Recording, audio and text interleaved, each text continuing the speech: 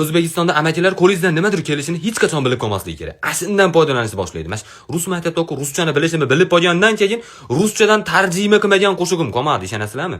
Любой bitta ruschani biladigandan to'xtatib, qani bir gaplashib qo'yinglarchi, qiziqdi bizga, qiziqdi. Nimasi qiziq? Bilmaysiz ruschani hozir. Changchung atay desam ham tushunmaysiz nima deyotganimni. Yo'q, men bloger olib ikkita katta odamlarga patib ketish. O'ma Bravodagi ota shakalarga ham patib ketishgan ekansiz. Hayotda qanaqa odam shular deydi. Anjon kelganim 2 soat oldu. Ketishimdan onu otashi kuyib tursin. Qandashlar ham tanimagan. Qayerdan bilaman hayotda qanaqa odam. Bilmayman deyorish kerak. Bilmadida Novosibirda Elmurod aka bilan ko'rishdim deb qo'yganimdan keyin bu Elmurod aka qanaqa odam ekan hayoti. Zo'r odam ekan, motivatsiya berdi. Bosin yuka dedi. Uxlaganda hurra yotar ekanmi deydi. Nima? Men allatib uxlatib ko'ribman. Kira teriyatib uxlatib qo'yibman. Yo sizlar birinchi marta ko'rishgan odamlarga sizlarga motivatsiya uka bosin zo'r deb tursa, aka uxlaganda hurra yotasizmi yo Ali Bayramda qanaqa harib bo'lgansiz? Ashunaqa savol berasizlarmi sizlar birinchi marta ko'rishgan